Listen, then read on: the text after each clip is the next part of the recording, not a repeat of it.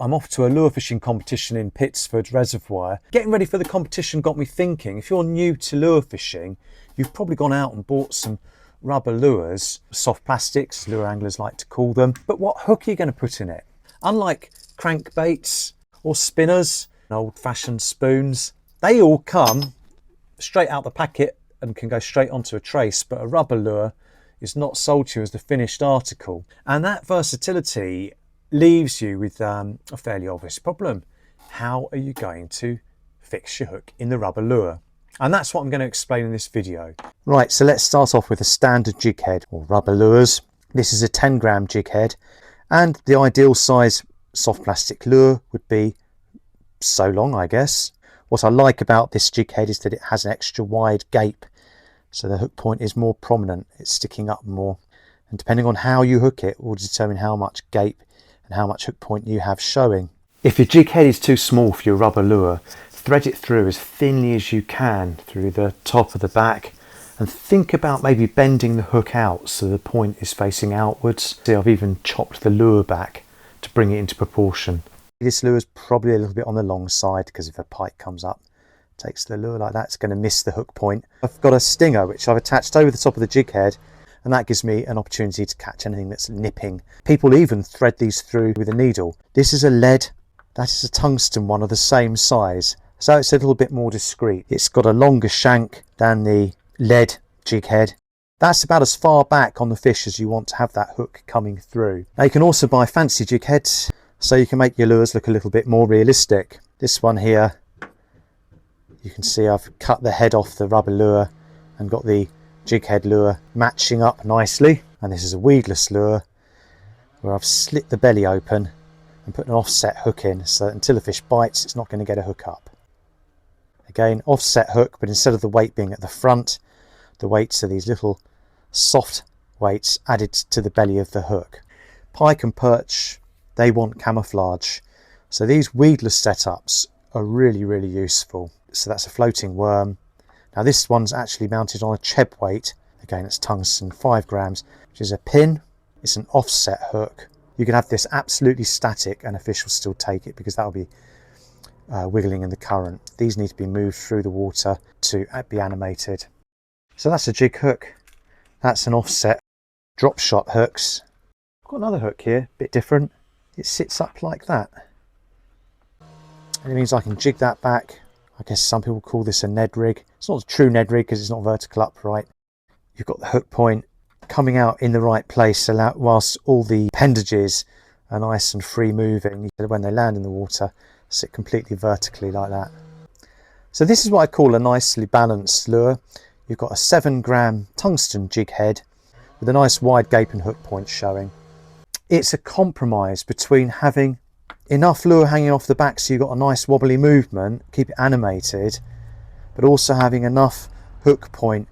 This is very much on the cusp of being too short, this, which is why I ended up having to bite the head off. So I guess the main point is to make sure the hook is the right size for the lure you're using. Got the weed guard at the front here. It's going to result in more hookups than something that's completely obscured by the rubber shad. So the smaller the lure, the smaller the jig head needs to be, or it ends up looking ridiculous. And something I see a lot of beginners doing is using jig heads that are just way too big for the lure. So it's difficult getting a lot of weight on small lures. You'll see people using Texas style weights that slide up the line, and you'll also see people inserting pins into the rubber to make the actual shad themselves heavier. You can just about see the pin in the belly there, and that added an extra gram of weight, which helped me keep in control of the lure in the wind. You've got these great big size 4.0, 2.0. These ones you actually screw the head of the rubber lure in. These ones you don't. You're relying on that kink in the hook to hold the soft rubber lure in place. You can also use a rubber stop to stop the head sliding down the hook. You can also buy spinnerbait heads, so I'll probably match that up with something like that. There's my curly tail. There's the option of actually fishing the lure vertically. And this is drop shot style, so there's the hook. You'd have this weight It's adjustable, but you can adjust the depth you're fishing at then, and you'd fish that with something very small off the back end of that. If you're going for big pike, you probably want a thicker gauge. If you're fishing static lures, the thinner wire enables a better hookup. You have to be a little bit careful that you hook a big fish, it's not going to bend out. There's movement there. I like to match up the right size jig head for the lure and do that before I go fishing. How do you go about choosing the right jig head weight? Weight isn't determined by the lure size alone, but it's the weight that stabilizes the shad and makes the tail kick. Rubber shads with a big heavy tail like this one need more weight to be kept stable and make that tail move. The only other way to get these tails to move is with a faster line retrieve, but that can bring the lure too high in the water. Slim shads like this one can be kept stable with quite light weights. Thanks to their very thin appendage to a lightweight tail, they can be kept animated even at slow speeds, and because they're narrow, they are less likely to be lifted up in the water. This is going to fish deeper than this one, and on a windy day, it can be almost impossible to fish something like this anywhere near the bottom in 20 foot of water because the line is constantly being picked up. The thinner the line, the easier it cuts through the wind and cuts through the water, which is why most lure anglers will use braid. It has a much lower diameter than monofilament and nylon line. It's got to be balanced with the depth, the wind and current, even the line that you're using on your rod. Reel retrieve speed is going to determine how deep these fish as well. Getting this right is absolutely crucial because each person has a different ability to stay in touch with their lure. As you bring that lure closer towards you, the more quickly that lure will respond to any rod movement or decrease to line speed. Control of the line, control of the rod tip are two things that I often see done poorly by beginners. To use light lures and still be in control of them, you then need to use light line. Right, so let's look at how we attach them. If we're using small stuff to target perch, then you can tie it straight onto mono or fluoro. But if there's pike about, then you need to use a wide trace, especially if you're leaving the barb in, because a pike can't shake that out.